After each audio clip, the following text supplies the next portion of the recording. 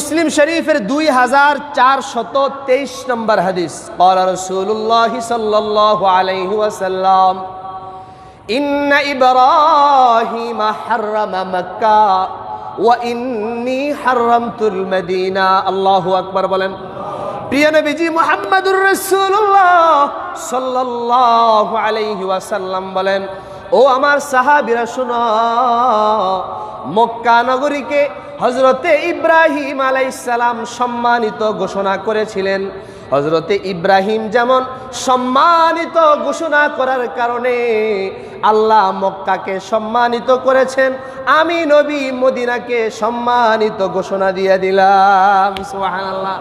ইব্রাহিমের ঘোষণার কারণে মক্কা সম্মানিত হয়ে গেল, আমি নবীর ঘোষণার কারণে আল্লাহ মদিনাকেও সম্মানিত বানায় দিয়েছেন। সুবহানাল্লাহ। তাহলে মদিনা সম্মানিত হওয়ার কারণ আমার আপনার নবী মদিনাকে সম্মানিত বলে ঘোষণা দিয়েছেন। 2 নাম্বার, মদিনার যে এত বরকত, মদিনার এত সম্মান, মদিনার আবহাওয়া মক্কার চাইতো শীতল এবং ঠান্ডা, আরামদায়ক। কারণ প্রিয় নবীজি মদিনার জন্য আলাদা বরকতের দোয়া করে গিয়েছেন। সুবহানাল্লাহ জোরে বলেন না। মুসলিম শরীফের 1373 নম্বর হাদিস। এই হাদিসের বর্ণনাকারী হলেন হযরতে আবু হুরায়রা রাদিয়াল্লাহু তাআলা আন আবি হুরায়রা রাদিয়াল্লাহু তাআলা আনহু قال قال رسول الله صلى الله عليه وسلم اللهم بارك لنا في ثمرنا। আয় আল্লাহ, মদিনার আমার যত ফল ফলাদি আছে, মদিনা শহরের মধ্যে যত রকমের ফল আছে, আল্লাহ মদিনার প্রত্যেকটা গাছের ফল ফলাদির মধ্যে আপনি বরকত দান করেন। সুবহানাল্লাহ। আল্লাহুম্মা বারিক লানা ফি মদিনাতিনা। আয় আল্লাহ, আপনি আমাদের শহর মদিনার মধ্যে বরকত দান করেন। সুবহানাল্লাহ। আল্লাহুম্মা বারিক লানা ফি সাইনা। আয় আল্লাহ, মদিনার ওজন মাপ করার যেই পাত্র রয়েছে ওই সয়ের মধ্যে আপনি বরকত দান করেন। সুবহানাল্লাহ। আল্লাহুম্মা বারিক লানা ফি মুদ্দিনা। আয় আল্লাহ, মদিনার আরেকটা পরিমাপ করার যেই পাত্র রয়েছে মুদ, আপনি ওই মুদের মধ্যেও বরকত দান করেন। জোরে বলেন সুবহানাল্লাহ। তাহলে মদিনার বরকতের জন্য আমার আপনার নবী দোয়া করেছেন বিধায় আজকে মদিনায় আল্লাহ পাকের হাজারো নেয়ামতে পরিপূর্ণ। সুবহানাল্লাহ বলেন। আর একটু জোরে বলেন না সুবহানাল্লাহ। 3 নাম্বার আলোচনা, মদিনার সমস্ত অকল্যাণকে দূর করে দিয়েছে। সুবহানাল্লাহ। মদিনার এত পাওয়ার, আল্লাহ মদিনাকে এত সম্মানিত করেছেন যে মদিনার মধ্যে কোনো অকল্যাণ থাকবে না। আল্লাহ রাব্বুল আলামিন মদিনার সব জায়গায় শুধু কল্যাণ ঢেকে দিয়েছেন। সুবহানাল্লাহ বিহামদি। বুখারী শরীফের 1883 নম্বর হাদিস, বর্ণনাকারী হলেন হযরতে জাবের ইবনে আব্দুল্লাহ রাদিয়াল্লাহু তাআলা عن جابر بن عبد الله رضي الله تعالى عنه قال قال رسول الله صلى الله عليه وسلم المدينة كالكير تنفي خبثها وينصع طيبها। আল্লাহর নবী মুহাম্মদুর রাসূলুল্লাহ সাল্লাল্লাহু আলাইহি ওয়াসাল্লাম বলেন, ও আমার সাহাবীরা, মদিনা হলো এমন আগুনের মতো, যেই আগুনটা লোহার মরিচিকাকে দূর করে লোহার ধারকে আবার ধারালো করে দেয়, ঠিক তদ্রূপভাবে মদিনা তার মধ্যস্থ সমস্ত অকল্যাণকে দূর করে দেয়। সুবহানাল্লাহ। ওয়ায়ানসউ তিবুহা, এবং মদিনার মধ্যে যত কল্যাণ আছে আল্লাহ রাব্বুল আলামিন ওই মদিনাকে এত দামি বানায় দিলেন, মদিনার সমস্ত কল্যাণকে আল্লাহ পরিষ্কার পরিচ্ছন্ন বানায় দিয়েছেন। সুবহানাল্লাহ। মদিনার সমস্ত কল্যাণকে আল্লাহ পরিচ্ছন্ন বানায় দিয়েছেন এবং যত অকল্যাণ আছে আল্লাহ মদিনার সম্মানে সমস্ত অকল্যাণকে দূর করে দিয়েছেন। 4 নাম্বার আলোচনা, শেষ জামানায় মদিনার দিকে ঈমান প্রবেশ করবে। সুবহানাল্লাহ। শেষ জামানায় ঈমান কোন দিকে যাবে? মদিনার দিকে যাবে। এবং আল্লাহর নবী মুহাম্মদুর রাসূলুল্লাহ সাল্লাল্লাহু আলাইহি ওয়াসাল্লাম বলেন, সাপ যেমন তার গর্তে ফিরে যায়, সারাদিন খাবারের উদ্দেশ্যে সে বাহিরে বিচরণ করে, কিন্তু রাত্রি হলে, সময় হলে যেমন সে তার বাসায় ফিরে যায়, ঠিক তদ্রূপ শেষ জামানায় কিয়ামতের আগে সারা পৃথিবী থেকে পিওর ঈমানগুলো মদিনার দিকে প্রবেশ করবে। বুখারী শরীফের 1867 নম্বর হাদিস। এই হাদিসের বর্ণনাকারী হলেন হযরতে আবু হুরায়রা রাদিয়াল্লাহু তাআলা عن أبي هريرة رضي الله تعالى عنه قال قال رسول الله صلى الله عليه وسلم إن الإيمان لا يأرز إلى المدينة كما تأرز الحية إلى جحرها আল্লাহর নবী বলেন, ও আমার সাহাবীরা শোনো, শেষ জামানায় ঈমান লা ইয়ারিজু ইলাল মদিনা, মদিনার দিকে এমন ভাবে প্রবেশ করবে, এমন ভাবে চলে যাবে, কামা তারিজুল হাইয়াতু ইলা জুহরিহা, যেমন একটা সাপ তার গর্তের মধ্যে প্রবেশ করে। বলেন সুবহানাল্লাহ। এরপরে আল্লাহর নবী 5 নম্বরে বলেন, মদিনার মধ্যে কোনো মহামারী প্রবেশ করবে না এবং কিয়ামতের আগে দাজ্জাল সারা পৃথিবীতে চড়বে, সারা পৃথিবীর মানুষদেরকে জাহান্নামী বানাবে, গোমরা বানায় দিবে। তবে আল্লাহর নবী বলেন, ওই দাজ্জাল এবং মহামারী আমার সম্মানে মদিনায়ও প্রবেশ করতে পারবে না। সুবহানাল্লাহ। মদিনায় দাজ্জাল প্রবেশ করতে পারবে না, মদিনায় কোনো মহামারী প্রবেশ করবে না। কারণ হলো মদিনার জমিনে আমি নবী শুয়ে আছি। আল্লাহু আকবার বলেন। বুখারী শরীফের 1880 নম্বর হাদিস। قال رسول الله صلى الله عليه وسلم على أنقاب المدينة ملائكة لا يدخلها الطاعون ولا الدجال। الله أكبر বলেন। আল্লাহর নবী বলেন, ও আমার সাহাবীরা শুনো, আলা আনকাবিল মদিনাতি মালাইকা, মদিনার যতগুলো গেট আছে, মদিনার যতগুলো দরজা আছে, প্রত্যেকটা দরজায় আল্লাহ ফেরেশতা দিয়া পাহারা দিচ্ছেন। সুবহানাল্লাহ। মদিনার প্রত্যেকটা গেটের মধ্যে ফেরেশতা দাঁড় করায় দিয়েছেন কে? আর একটু জোরে বলেন কে? আল্লাহ রাব্বুল আলামিন মদিনার গেটের মধ্যে ফেরেশতা নিযুক্ত করেছেন। নবী বলেন, লা ইয়াদখুলুহা তাউন, মদিনার মধ্যে কোনো মহামারী প্রবেশ করবে না, ওয়ালাদ দাজ্জাল, এবং কিয়ামতের আগে দাজ্জাল। মদিনার 7টা গেট থাকবে, 7টা গেট, প্রত্যেকটা দরজা দিয়া প্রবেশ করার চেষ্টা করবে, কিন্তু আল্লাহর নিযুক্ত ফেরেশতারা দাজ্জালের মুখের মধ্যে থাপ্পড় মেরে তাড়ায়া দিবেন। বলেন আল্লাহু আকবার। দাজ্জাল মদিনায় প্রবেশ করবে না। মদিনার এত দাম, এত সম্মান, ওই মদিনায় যাইতে মন চায় কি চায় না? আরেকটু জোরে বলেন, মন চায় কি চায় না? 6 নম্বর আলোচনা, অত্যন্ত দামি আলোচনা। আল্লাহর নবী বলেন, মদিনার মধ্যে যারা মৃত্যুবরণ করবে, আল্লাহ রাব্বুল আলামিনের কাছে কিয়ামতের ময়দানে আমি নবী তার জন্য সুপারিশ করব। আর একটু আস্তে কর না সুবহানাল্লাহ। মুসলিম শরীফের 1374 নম্বর হাদিস। قال رسول الله صلى الله عليه وسلم من استطاع أن يموت بالمدينة। আল্লাহর নবী বলেন, যে ব্যক্তি মদিনায় মৃত্যুবরণ করার সক্ষমতা রাখে, ফালইয়ামুত বিহা, সে যাতে মদিনায় যায় মৃত্যুবরণ করে। ফাইন্নী আশফাউ লিমান ইয়ামুতু বিহা, কারণ কিয়ামতের ময়দানে যে ব্যক্তি মদিনায় মৃত্যুবরণ করেছে, আমি নবী তার জন্য আল্লাহর কাছে সুপারিশ করব। সুবহানাল্লাহ। মদিনায় মৃত্যুবরণ করতে পারলে সুপারিশের ঘোষণা দিয়েছেন আমার আপনার নবী। এজন্যই তো আল্লাহর অনেক বুজুর্গ ব্যক্তিরা আছে, বুজুর্গ বান্দারা আছে, ওই হজে যাওয়ার আগেই দোয়া করে, আল্লাহ মক্কা মদিনায় আমাকে আপনি মৃত্যুদান করিয়েন। সুবহানাল্লাহ বলেন না? কারণ মক্কায় মৃত্যুদান করলে জান্নাতুল বাকিতে আপনার কবরটা হওয়ার সুযোগ রয়েছে, আর মদিনায় মৃত্যুবরণ করলে প্রিয় নবীজি আপনার জন্য সুপারিশের দায়িত্ব নিয়েছেন। আল্লাহ আমাদের সকলকে মদিনায় যায় মৃত্যুবরণ করার তৌফিক দেন। জোরে বলেন আমিন। 7 নম্বর আলোচনা, মসজিদে নববী এবং মসজিদে হারাম, মসজিদে আকসা এবং মসজিদে কোবা, এই 4 মসজিদের নামাজ পড়লে কেমন ফজিলত। সুবহানাল্লাহ বলেন। এই সবগুলো কিন্তু মদিনা কেন্দ্রিক আলোচনা। মদিনায় আমরা কেন যাব?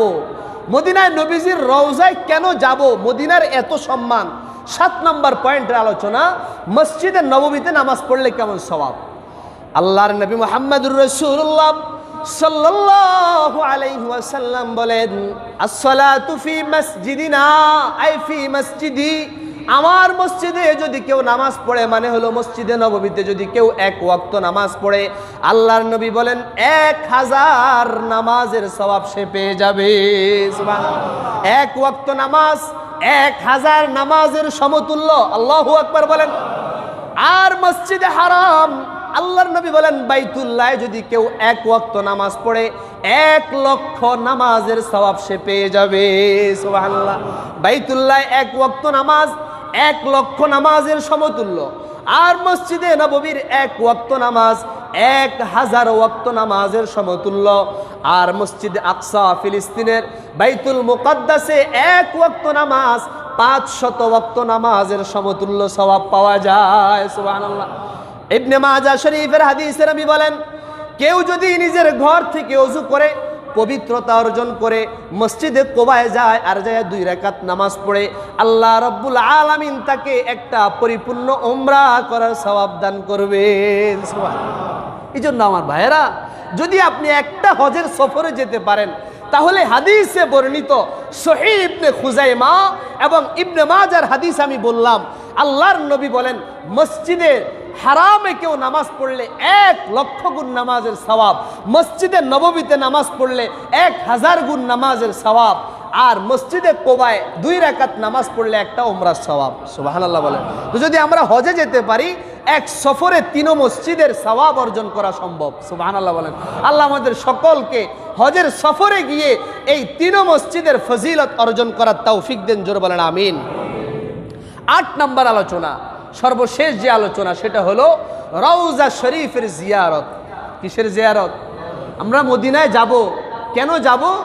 সর্বশেষ এবং আসল উদ্দেশ্য হলো ওই সওয়াবগুলো তো অর্জন করবই, তবে পাশাপাশি যাওয়ার মূল উদ্দেশ্য হলো আমার আপনার নবী, আমাদের সকলের প্রাণের নবী, আকায়ে নামদার তাজদার মদিনা, जगर गूश है आमिना, साकिए कौसर, अहमद मुजतबा मुहम्मद मुस्तफा सल्लल्लाहु अलैहि वसल्लम মদিনায় শুয়ে আছেন। আমার প্রিয় নবীজির রওজা জিয়ারতের জন্য আমরা সেখানে যাব। বলেন ইনশাআল্লাহ। এবার আসেন, রওজা জিয়ারতে কেন যাব? রওজা জিয়ারতের কেমন সওয়াব? আল্লাহর নবী মুহাম্মদুর রাসূলুল্লাহ সাল্লাল্লাহু আলাইহি ওয়াসাল্লাম বাইহাকি শরীফের 3855 নম্বর হাদিসে বলেন, হাদিসের বর্ণনাকারী হলেন হযরতে আব্দুল্লাহ ইবনে উমর রাদিয়াল্লাহু তাআলা عن عبد الله بن عمر رضي الله تعالى عنه قال رسول الله صلى الله عليه وسلم হযরতে আব্দুল্লাহ ইবনে উমর বলেন, আল্লাহর নবী বর্ণনা করেছেন, মান হাজ্জা ফাজারা বাদা ওয়াফাতি ফাকান্নামা জারানি ফি হায়াতি। আল্লাহু আকবার বলেন। আল্লাহর নবী বলেন, যেই ব্যক্তি আমার ইন্তেকালের পরে হজে আসলো, হজ করার পরে আমি নবীর রওজা জিয়ারতের জন্য আসে, সে কেমন যেন আমার জীবদ্দশায় আমার সাথে সাক্ষাৎ করতে আসলো। আর একটু আস্তে কোন সুবহানাল্লাহ।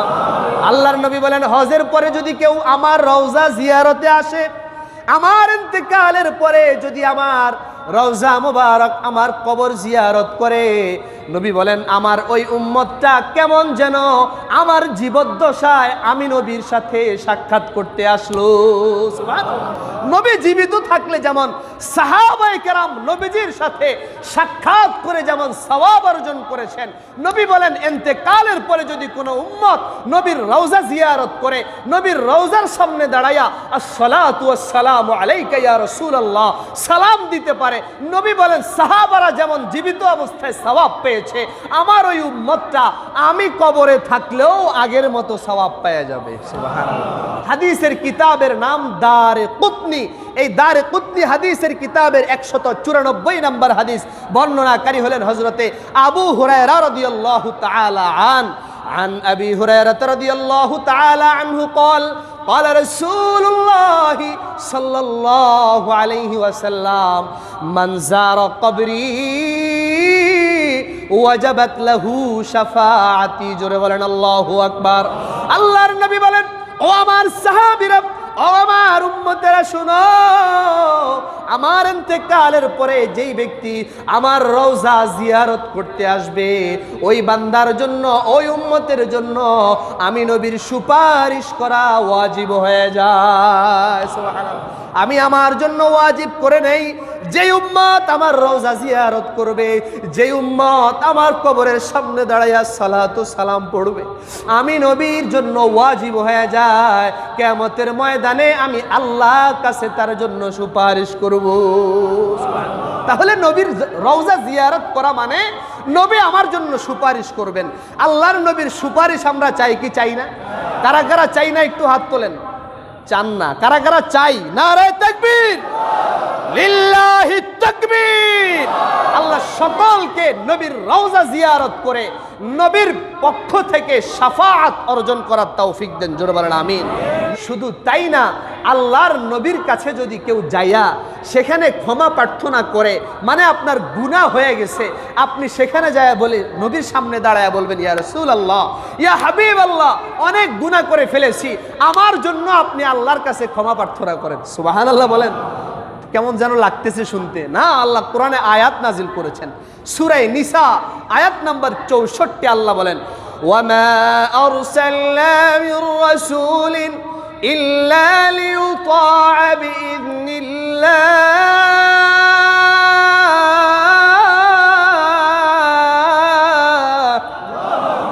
ওয়ালাউ আন্নাহুম ইয যালামু আনফুসাহুম جاءوك فاستغفروا الله واستغفر لهم الرسول لوجدوا الله توابا رحيما।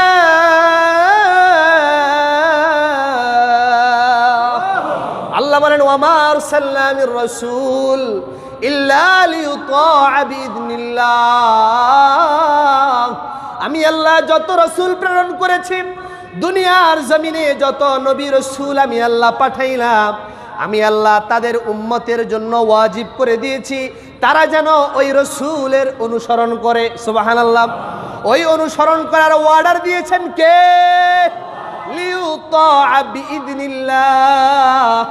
আল্লাহ বলেন, ওয়ালাউ আন্নাহুম ইযলামু আনফুসাহুম, যদি উম্মতের কেউ নিজেদের উপরে কোনো জুলুম করে ফেলে, কোনো গুনাহ করে ফেলে, জাউকা, তারা যদি আপনার কাছে আসে, মানে নবীর কাছে যদি গুনাহ করার পরে যায়, ফাস্তাগফিরুল্লাহ, যায় আল্লাহর কাছে ক্ষমা প্রার্থনা করে, ওয়াস্তাগফার লাহুমুর রাসূল, এবং তার জন্য যদি রাসূলও আল্লাহর কাছে মাগফিরাতের দোয়া করে, লাওয়াজাদুল্লাহ তাওয়াবার রহিমা, আল্লাহ বলেন আল্লাহ রব্বুল আলামিন তাদের তাওবা কবুল করবেন, কারণ আল্লাহর চাইতে বড় তাওবা কবুলকারী এবং দয়াশীল আর কেউ হতে পারে না। এই আয়াতটা শোনার পরে আল্লাহর নবীর একজন সাহাবী, সে নবীর সাথে সাক্ষাতের জন্য রওনা দিছে, মদিনায় আসবে। খেয়াল করে শুনবেন, তাফসীর ইবনে কাসিরে আল্লামা হাফিজ ইবনে কাসির রাহমাতুল্লাহি আলাইহি ঘটনাটা উল্লেখ করেন। প্রিয় নবীজির একজন সাহাবী এই আয়াতটা শোনার পরে রওনা দিছেন মদিনায়, নবীর সাথে সাক্ষাৎ করবে, নিজের গুনাহগুলোকে ক্ষমা করাবে।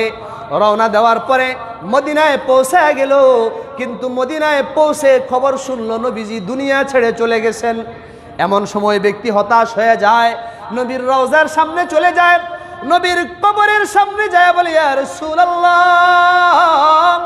ইয়া হাবিবাল্লাহ, নবী গো, বড় আশা নিয়া, অনেক গুনাহের পাহাড় নিয়া, বিশাল আশা নিয়ে আপনার কাছে এসেছিলাম, আপনি আমার জন্য আল্লাহর কাছে ক্ষমা প্রার্থনা করবেন, আল্লাহ আপনার দোয়ার বিনিময়ে আমার গুনাহগুলোকে মাফ করে দিবে। সুবহানাল্লাহ। ইয়া রাসূলুল্লাহ, এসে দেখলাম আপনার সাক্ষাৎ পেলাম না, আপনি কবরে শুয়ে আছেন। ইয়া রাসূলুল্লাহ, আমার হৃদয়টা তো ব্যথিত হয়ে গেছে, আমি এখন আমার গুনাহগুলোকে কিভাবে ক্ষমা করাবো? আমি তো বিশাল এই সুযোগটাকে হাতছাড়া করে ফেললাম। ওই সাহাবী রওজার সামনে দাঁড়ায়া চোখের পানি ফেলায়া কাঁদতে লাগলেন, কান্নাকাটি করে রওনা দিলেন, আবার চলে যাবে। এমন সময় নবীর রওজার সামনে শুয়ে আছেন আতবি নামক একজন নবীজির সাহাবী, ঘুমায় আছে, নবীর রওজার কিনারায় শুয়ে শুয়ে ঘুমাচ্ছে। আল্লাহর নবী ওই আতবী নামক সাহাবীকে স্বপ্নে দেখাইলেন, ও আতবী উঠো, আমার একজন উম্মত আমার সাথে সাক্ষাৎ করতে এসেছে, আমার থেকে মাগফিরাতের দোয়া নিতে এসেছে, সে তার দিলে ব্যথা নিয়ে চলে যাচ্ছে, তুমি উঠো, তাকে গিয়ে বলো আমি নবী তার জন্য আল্লাহর কাছে ক্ষমা প্রার্থনা করেছি, আল্লাহ তার গুনাহ ক্ষমা করে দিয়ে তার জন্য জান্নাতের ব্যবস্থা করে দিয়েছে। জোরে বলেন আল্লাহু আকবার। হযরতে আতবী রাদিয়াল্লাহু তাআলা আনহু ঘুম থেকে উঠলেন, উঠে ওই সাহাবীকে বললেন, ও নবীর সাহাবী দাঁড়াও, তুমি নবীর কাছে ক্ষমা প্রার্থনা করতে পারো নাই, কিন্তু নবী আমাকে এইমাত্র বলেছে তিনি তোমার জন্য আল্লাহর কাছে ক্ষমা প্রার্থনা করেছেন। সুবহানাল্লাহ। নবীর ক্ষমা প্রার্থনা করার কারণে আল্লাহ তাকে মাফ করে দিয়েছেন, তাকে মাফ করে তার জন্য জান্নাতের ফয়সালা করে দিয়েছেন। আল্লাহু আকবার বলেন। তো যদি আল্লাহর নবী সাহাবী যদি গুনাহ ক্ষমা করাইতে পারে রওজার সামনে যায়া, আমি আপনি কি পারবো না ইনশাআল্লাহ? আরো জোরে বলেন, পারবো তো ইনশাআল্লাহ? আল্লাহ সকলকে রওজা জিয়ারতের তৌফিক দেন, জোরে বলেন আমিন।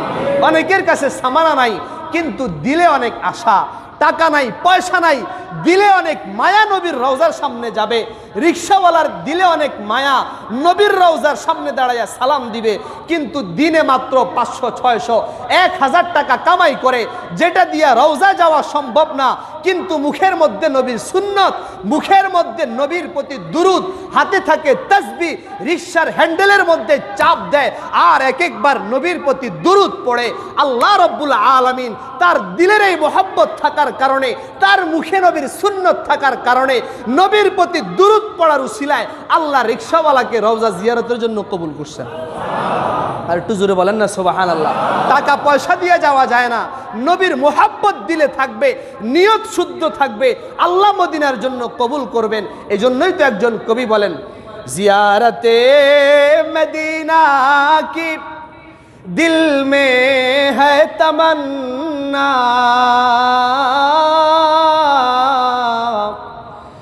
জিয়ারতে মদিনা কি दिल में है तमन्ना, नहीं है मेरे पास सफ़र का समाना, नहीं है मेरे पास सफ़र का समाना। মদিনা জিয়ারতের জন্য দিলের মধ্যে অনেক মায়া, অনেক মোহাব্বত, কিভাবে কখন যাব, কি নিয়ে যাব? নবী গো, আপনার জিয়ারত তো, আপনার রওজা তো জিয়ারত করতে মনে চায়, কিন্তু হাতের মধ্যে কোনো পয়সা নাই, নিজের কাছে কোনো টাকা নাই, কিন্তু নবী আপনার প্রতি দিলের মধ্যে মোহাব্বত আছে। আল্লাহু আকবার বলেন। यही है तमन्ना, यही आरज़ू है, यही है तमन्ना, यही आरज़ू है, यही तो सुनाने को जी चाहता है।